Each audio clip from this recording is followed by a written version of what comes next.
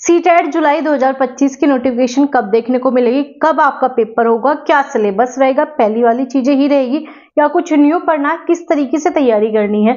तो जो ही आपके अनगिनत डाउट है आज की वीडियो में आपके क्लियर होने वाला है। छोटी सी वीडियो रहेगी लेकिन आपके हर एक डाउट इस वीडियो में क्लियर हो जाएंगे। Hello guys, welcome back to my YouTube channel EN learner. सही आप सब अच्छे होंगे। तो चलिए गाइज आज की वीडियो को स्टार्ट करते हैं। और आप चाहते हो सीटेट आपका पहली बार में क्लियर हो जाए तो आप इस चैनल को सब्सक्राइब कर लेना, क्योंकि यहाँ पर आपके सीटेट के बिल्कुल फ्री बैचेस चलते हैं जो कि आपको सिलेक्शन दिलाने की गारंटी देते हैं। तो अगर सिलेक्शन लेना है तो भाई जल्दी से जाकर क्लासेस चेक कर लेना। तो चलिए अगर हम बात करें सीटेट नोटिफिकेशन कब आएगा, क्योंकि मैम अब तो मार्च भी आ गया। आपने कहा था मार्च में मिलेगा, तो आपको नोटिफिकेशन मार्च में ही मिलेगी। लास्ट टाइम आपका 8 मार्च में आया था 2024 की अगर हम बात करें। अब चल रहा है आपका 2025, तो आपको नोटिफिकेशन मार्च की स्टार्टिंग में या तो 10 तारीख तक मिल जाएगा या 10 के बाद मिलेगा। तो 10 मार्च के आसपास आपको अपना नोटिफिकेशन मिल जाएगा सीटेट का। तो नोटिफिकेशन आ जाएगा आपका वही 10 से 15 मार्च के बीच में। अगर हम बात करें फॉर्म फिलिंग, तो जब आपका नोटिफिकेशन आता है तो अभी आपकी फॉर्म फिलिंग चलती है। लगभग 1 महीने का समय मिल जाता है। तो 1 महीना जो आपका फॉर्म फिलिंग में लगने वाला है। अब सबसे बड़ा डाउट है मैम हमारे पास समय कितना है, क्योंकि मार्च, अप्रैल, मई, जून लगभग आपके पास 4 महीने। क्या 4 महीने में तैयारी हो जाएगी? बिल्कुल हो जाएगी। तो एग्जाम मंथ क्या है आपका? जुलाई के स्टार्टिंग में ही आपका पेपर हो जाता है। तो जुलाई की स्टार्टिंग ही लेके चलना कि जून तक आपकी तैयारी कंप्लीट हो जानी चाहिए। और इस बार तैयारी थोड़ा अच्छे से करना। क्यों करना है? क्योंकि इस बार सिर्फ 10% बच्चे, 12% बच्चे पास हो रहे हैं, 90% बच्चे फेल हो रहे हैं। फेल का मुंह देखना पड़ रहा है। तो गलती मत करो। सबसे बड़ी गलती यही होती है, हमें तो पता नहीं सिलेबस क्या है, किसी टीचर ने बता दिया, कोई कुछ पढ़ा रहा है, वो पढ़ना स्टार्ट कर दोगे। आप बच्चे नहीं रहे, आप टीचर बनने वाले हो। तो टीचर बनने वाले हो इतना तो पता हो ना मेरा सिलेबस क्या है, मुझे पढ़ना क्या है, बस इतना जान लो। अगर इतना नहीं जान पाए तो टीचर बनने लायक हो भी नहीं। कड़वी है सच्चाई, बुरा भी लग सकता है आपको, लेकिन सच यही है। अगर आप टीचर बनने की तरफ जा रहे हो और अभी तक ये भी नहीं पता आता पेपर में क्या क्या है, तो फिर दिक्कत है। मैंने आपको एक वीडियो प्रोवाइड कर दी है कि पेपर में आता क्या है। जो आपका ऑफिशियल सिलेबस है वो आपके साथ डिस्कस किया है। तो गलती से बच जाओ, इस बार पास कर लेना, क्योंकि 12% बच्चों में आपको आना ही है। इस बार पास आपका होना ही होगा, क्योंकि आगे वैकेंसीज मिले या ना मिले, कब क्या होगा कुछ भी नहीं पता, क्योंकि GSSB की वैकेंसीज नहीं आई, KVS की वैकेंसीज नहीं है।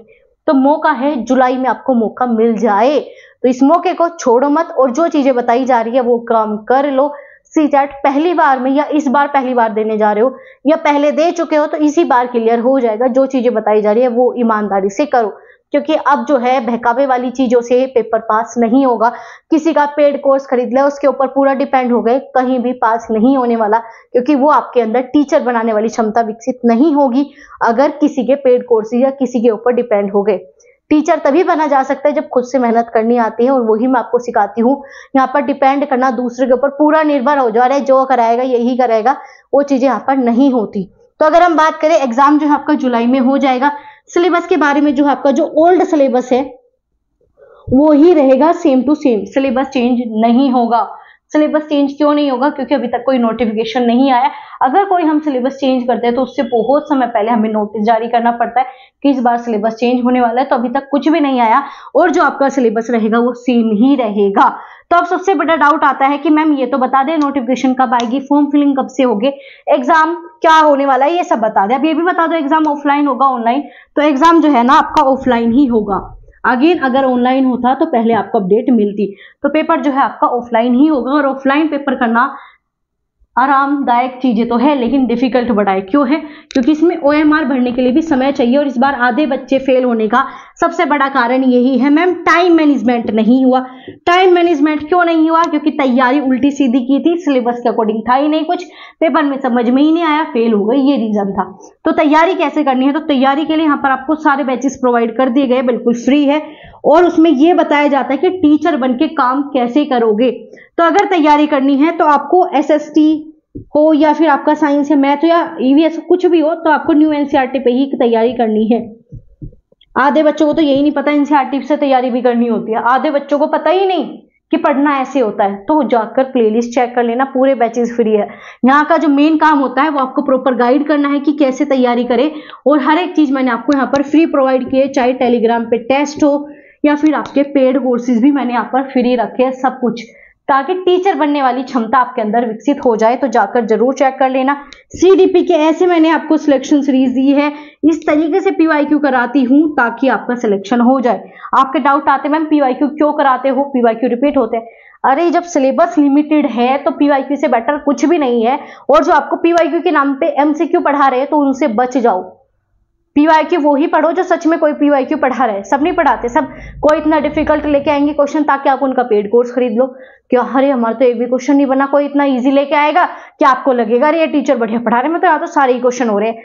तो इन गलती से बच जाओ। अगर आपको मैं आज जो भी चीजें प्रोवाइड करती हूँ प्रॉपर वही चीजें लाती हूँ जो पेपर में आती है, सीधा प्रीवियस ईयर पेपर ही दिखा कर कराती हूँ, मैं उन्हें टाइप भी करके नहीं लाती ताकि आपको धोखा न हो, और हमेशा ऐसी चीजें करनी है। तो क्या है, आपको पीवाईक्यू करने हैं, इसलिए करने हैं ताकि रिपीट हो या ना हो, लेकिन सिलेबस सेम है और यही पेपर में आता है, सिलेबस में कोई दिक्कत नहीं है। पीवाईक्यू करना जरूरी है, पीवाईक्यू के बिना सीटेट पास हो ही नहीं सकता। अगर आप सोच रहे हो कि हम पास कर लेंगे तो गलती से बच जाओ। सारे बैचेज है, प्रीवियस ईयर पेपर की पूरी सिलेक्शन सीरीज मिल जाएगी। पिछली बार सिर्फ 10-10 दिन पढ़ के भी एक बच्चे के 140 प्लस नंबर आए हैं। आप कमेंट ऑफ द डे देख सकते हो, उनमें जो है उन्होंने खुद बताया कि हमने फ्री में पढ़ा, आप हमें पहले क्यों नहीं मिल गए, हमने तो पेड कोर्सेज भी छोड़ दिया आपके लिए, तो जो है अब हमारा पास हो गया। क्योंकि पेड कोर्सेज आपको बांध के रखते हैं, आओ भाई इतनी क्लास करो, बस दिमाग में भरो, समझ में आए ना आए। और यहाँ पर जो क्लासेज होती है वो सारी लाइव होती है ताकि एक एक डाउट आपका लिया जाए।